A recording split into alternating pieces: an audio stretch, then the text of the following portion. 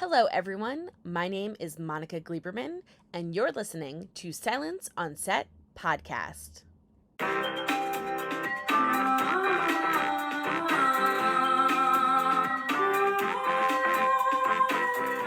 Today, we spoke to the cast of Flowers in the Attic, The Origin, which is a limited series showing on Lifetime. First up was Jemima Rooper and Hannah Dodd talking about their characters and what fans can expect. So hi guys, I'm so excited to talk with you guys. Yay! We're excited to talk to you. Oh my gosh, I'm so excited. So I will tell you right off the bat, Hannah, you're a mystery to me, so I have questions for you. Okay. But I did literally go, do you guys have the other parts? Because like it finished and I was like, I need to know what else. So they did to them to me, so I'm so excited. So I'm gonna watch the whole thing. That's how good it was. I mean, it's so good. Oh, that's fantastic to know. I'm so glad you think that. So I'm going to start off with you, Jemima, and kind of ask you how you got involved with the project, obviously. And then the second part of the question, obviously the story has been told. People know like Flowers in the Attic. There's been a couple other iterations of it, all super popular. I mean, like huge fans of this kind of storytelling. Why is it so important to tell the beginning story of Olivia? Okay, well, firstly, I got involved with the project. I think it was sort of the second lockdown that we had in London, and I just had a baby. Hannah's going to laugh because this was a catchphrase on the series. It's constantly like, Jemima's got a baby. To be kind to her, Jemima's got a baby. I was trying to get my sort of 5-6 week old baby asleep, and I had him in the sling, and my agent sent me through the scripts, and it's kind of really unusual these days to be sent all 4 scripts. Usually, you barely even get a scene, and I just started reading it on my phone. And I think I first of all Googled, because I've heard of Flowers in the Attic, and I Googled it and read the Wikipedia breakdown and just went, this story is horrific. I was like, oh my God, I was reading it going, my goodness, why does anyone want to read this stuff? And then I started reading the scripts. And the scripts were amazing, and they are a page turner, as I then found out when I read Flowers in the Attic and before starting the project. And I was like, wow. And I was like, it somehow isn't as awful as you think it's going to be, despite some of the subject matter. And I just loved it. And it was so interesting to me. It's so interesting as an actor to have a character that is so well known, is kind of notorious. You have an assumption about this woman. And I was like, how do you explain how someone can do these sorts of things and how someone gets to that point? And that is such an interesting thing. And our series is loosely based, or is a reimagining of Garden of Shadows, which Andrew Neiderman ghost wrote after VC Andrews' death. And it's just so, I just think it's fascinating to kind of start. And as well, she doesn't even start as a character how you might assume she starts. I think she's a woman that many of us would aspire to be like today, let alone in 1918. And yet over the decades and through her marriage and Foxworth Hall and all that darkness, how she is sort of twisted and turned into this person that we then meet in Flowers in the Attic, the novel. That was one of my favorite things, because when it starts off, I know everything like from the books. So right away I'm like, oh, I'm not gonna like her, like when it starts. But when we meet her, I'm like, oh my gosh, like that could have been me. Like I could have been like, I want to work with my dad, and I want to, like, why does a man have to do it? And she's doing all these things and fighting for women, and she's so strong. And you're like, how did that turn into that? Like, what happened? And then you start slowly telling the story. So that's what makes it so interesting. And I think it was such a smart idea to start in that time period. I mean, she's so relatable, which is like something I don't think anybody would have said. No, absolutely. And that's the sort of thing that disconcerts you right from the beginning. And there's also, I think I sort of felt like the novel, certainly from the novel and in the TV adaptations of Flowers in the Attic, it's very much from Kathy's point of view. And it's very much through her eyes. And that's a really interesting point, I think, is that our perceptions of those things. Because I was suddenly like, actually, this woman that Kathy is seeing And, you know, there are maybe little bit differences in our series, like we sort of catch up with the beginning of the novel by the end of the our series. But that the woman that Kathy sees isn't the whole woman, of course. It's, you know, 30% of who Olivia really is. And hopefully our series, you get to see all the other stuff. That's what I love, because a lot of times, you know, we're not just like one woman, right? Like there's so many different aspects to us. So I love when they kind of break off and tell multiple stories, because, you know, there's so much to everybody that we just don't know. Absolutely. Speaking of not knowing, yeah, Hannah, for Corinna, you know, we don't see her in the first part, obviously. So what can fans expect? I'm nervous because you are, you know, in the Foxworth family, which makes me a little nervous from what we've seen or what people might see or know about the Foxworths. So what can you tell me, first of all, how you got involved into the project?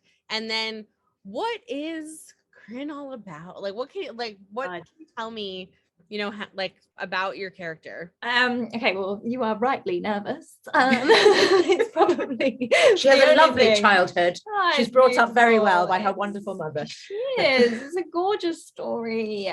So yeah, I got involved. Same. It was the pandemic. I got sent these scripts and really enjoyed them. And I think for me, like, one of my favorite things about being an actor, I always say, it's like working out why people are the way they are and why they do the things they do. And this is that in a project like that. It was written for us. We didn't have to go and investigate that. It was there in the page. So I just couldn't stop turning the pages, really, and wasn't super familiar with Flowers in the Attic. But then every woman that I spoke to my mum, my aunties, everybody's got this story about how they read the books, whether it was like in secret or in the girls' toilets at school and everything. And I loved that. What can I say about Corinna Foxworth?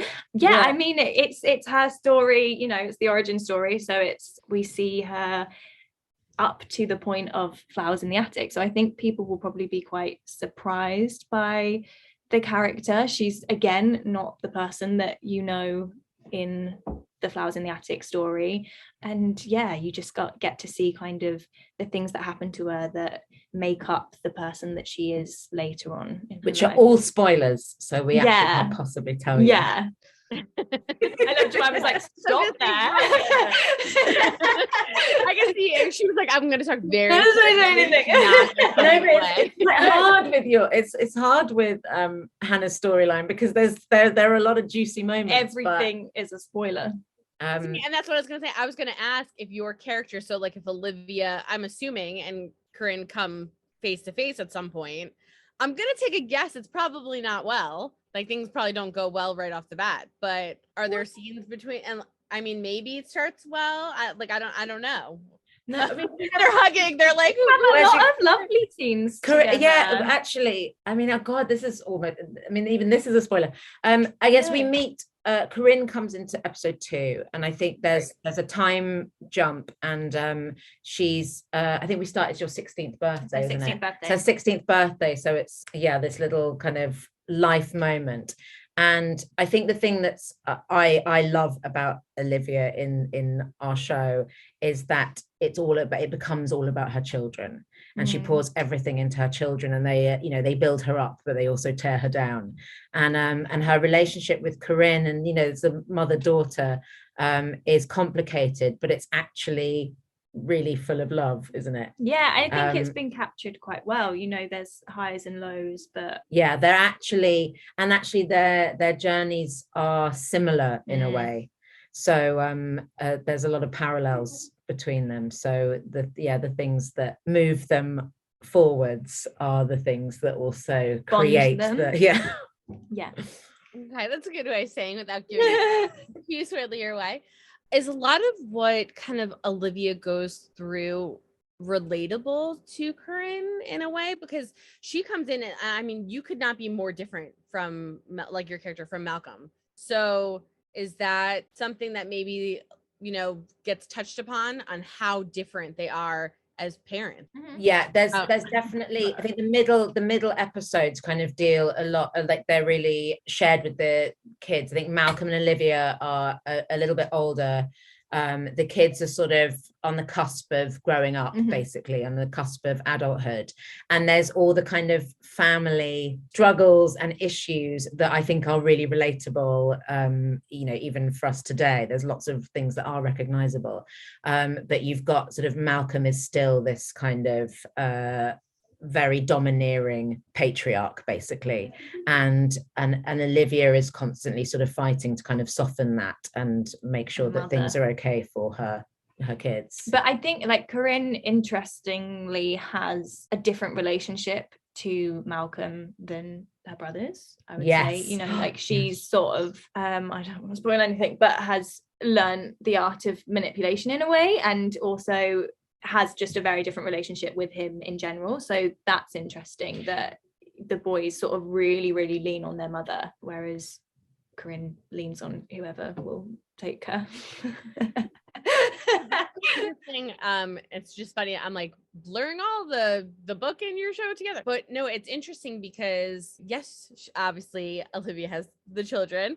Over time, with the children kind of leaning on different characters, I find that very interesting because we're gonna see obviously a lot of male perspective, but also what's nice is a lot of female perspective, even if you guys aren't on the same page per se for like certain things that come up throughout the show. So is that important for both of you as actors when you read something where you are reading about strong women, regardless of what they're being put under, to take that role? Or is that something that like sparks your brain to go, maybe I'm interested in this as you start reading it? And then does that bleed into you as, you know, acting it out? Oh, absolutely. I mean, for me personally, I feel like getting a bit older, there are fewer roles for women. There just are. And so to read this thing with this rich character that you get to see go from like, you know, age 30 to mid 60s is so unusual that and so exciting. And I would say the whole thing has a female skew, more than, I think you're with the female characters more than the men in a way, and the sort of probably the easiest and the most fleshed out, and it's definitely from more of our gaze than the lads.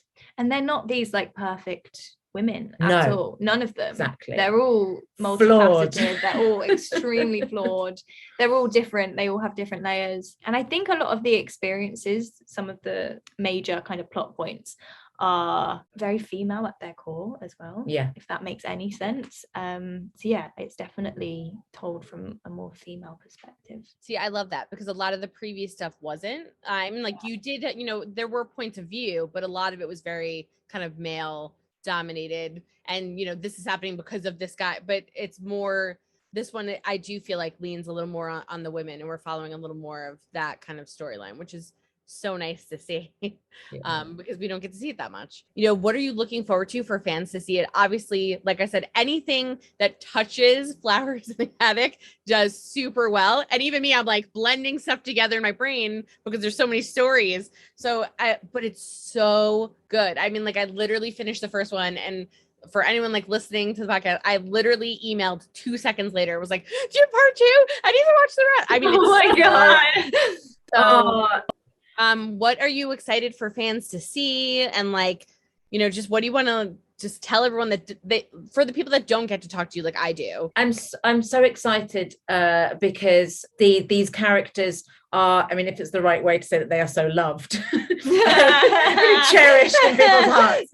But I think, you know, these characters that have sat with people, lived inside people's heads for such a long time and sparked such feelings from them, whether it's hatred or anger or disgust or whatever, and getting to kind of pull that apart and hopefully give them some new feelings with those characters. But also I think, and I hope when you see it, you'll agree, the series kind of shifts, and there's different tones throughout. It starts, I mean, episode 3, that, I mean, it gets really funny sometimes. I think there's so much story, and there's so much interesting stuff. There's some brilliant characters, meeting the rest of Olivia's children. There's the whole relationship she has with Nella, who's her maid and then housekeeper, and it's a really important female friendship in the entire series.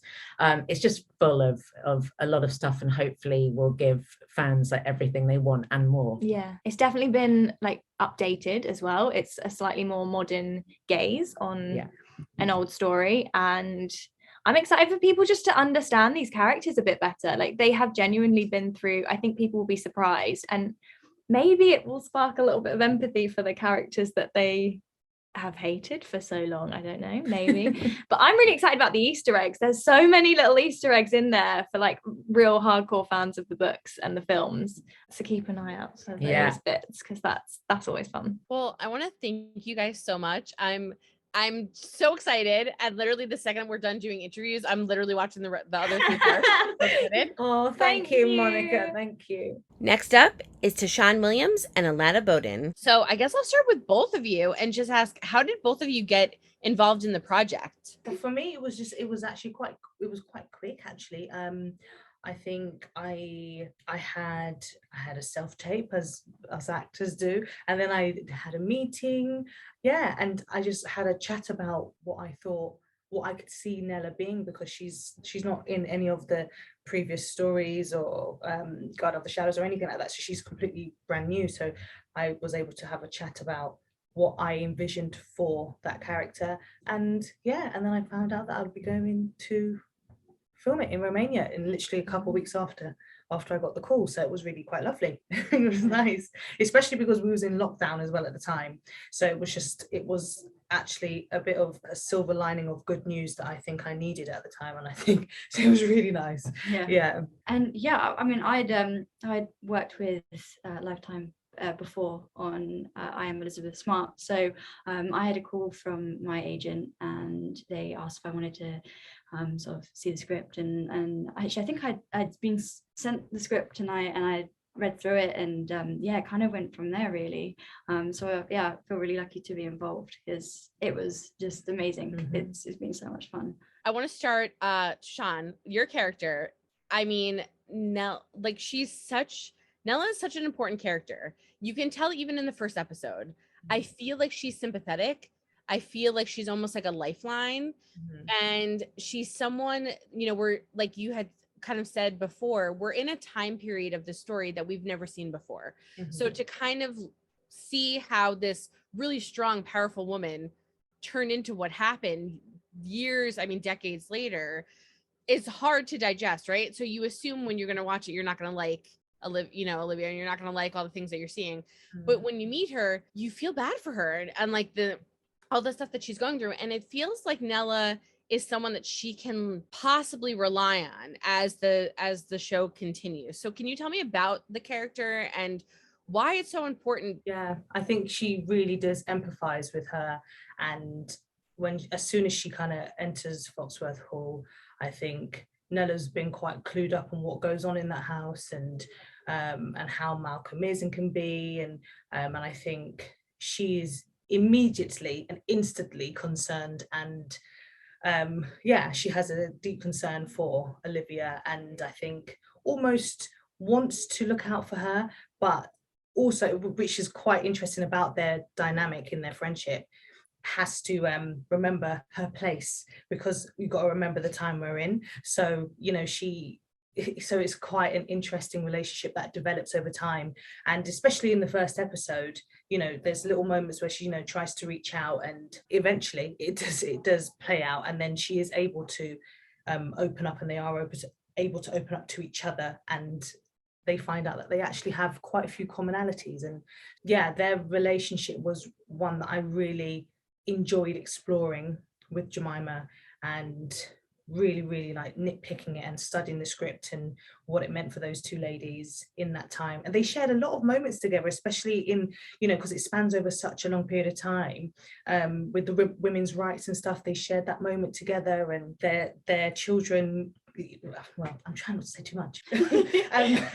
Things, you know, with their family, things that go on with their family that connect them as well. They went through quite a few things together that really solidified their bond. But then again, have to say again, that boss employee dynamic really altered their friendship, being able to be something that I guess lasted and was something that was quite constant. So that was a shame. But like she can't be 100% in because, you know, Malcolm is her boss, so she has to deal, and also the time period, exactly, like you know, with her role and like what's going on. I was curious too, like for Nella, did you come up with a backstory at all? Because I was wondering, I'm like, this woman seems so nice, how did she end up with Malcolm and then stay? And then I thought maybe she stayed because Olivia does come in, and, you know, there is a span of time, you know, 30 years or whatever, that they ended up kind of being together.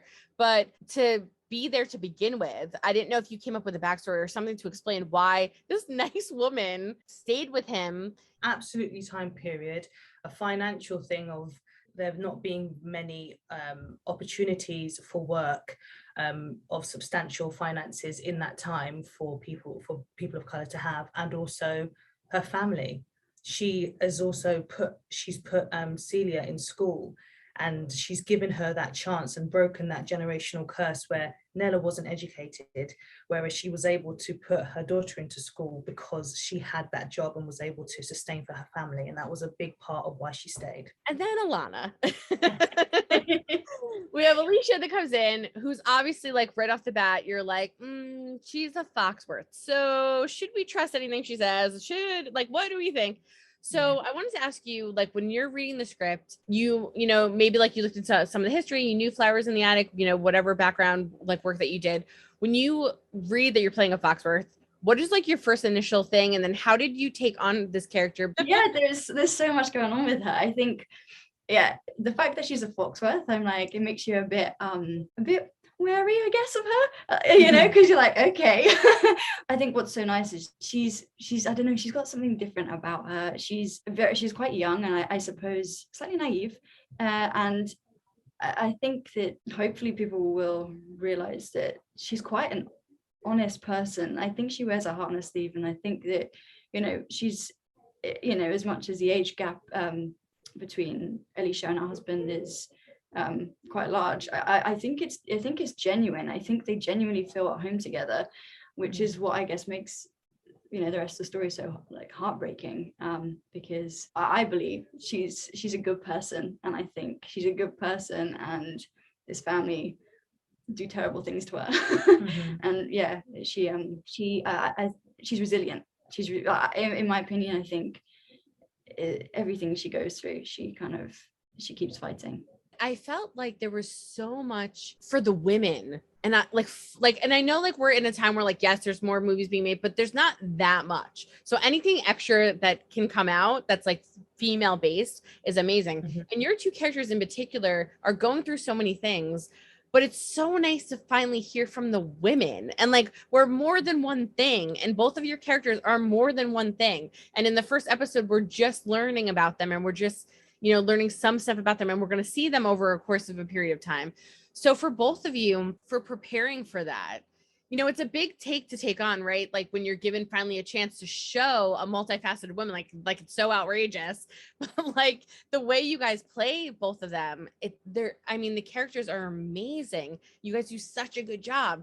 So how do you guys portray that? Because it comes off, beautifully in the first episode. Oh, that's really kind. Thank you. I think just for me, it's studying what the text is, and studying what it says, because it never lies and the clues are all there, and then studying and researching what is around me, what's going on at the time environmentally, and then building those layers with the intercharacter relationships, and studying what Alicia means to me, or what Olivia means to me, or what I mean to them, and yeah, and that gives me, you know, quite a well-rounded idea of who I am. I totally agree with you. I think it's when you read the script, and it's to break it down and just understanding it from there, really building it from there anyway. Yeah. Obviously you guys are actresses, but that's where that skill comes in, right? Like not everybody can read it off the page and it comes out that way. And you guys, that these women are all so multifaceted and so different, and we're seeing so many different sides of them. It's amazing how well you guys did. So I want to ask you, one of my last questions is basically for fans. What would you tell them why they should tune in, what they should be excited about? I would say, do you mind if I go? You go. I would say, I would start off by saying, look forward to seeing and understanding more the demise of Olivia and how she became the person that everybody knows from the flowers that they know. And I think to look forward to understanding that character more, and also having a better understanding about the other characters in that house and what goes on. I think, yeah, because I'm not going to say that the other ones are dated, but it's just, you know, this is a completely brand new, fresh, taken it with, you know, our whole cast, and it's, you know, however many years later since the last one's come out. And I think, yeah, so I think that's quite exciting to look forward to as well. I mean, there's so many reasons. I think it's it's filled with so much, and hopefully people enjoy it. I mean, I think everyone's gonna love it. Tell everyone, throw everything out of your mind that you previously read or seen and take this as a one piece so that you can learn about these characters, because it's very different than anything that we've seen before. Thank you. Thanks, much. Monica. Well, if everyone can take from it what you've taken from it, then I think we'll be thrilled. We'll be absolutely thrilled. Awesome. Thank you for listening to Silence on Set podcast. My name is Monica Gleberman. Don't forget to hit that subscribe button and stay tuned for more interviews to come.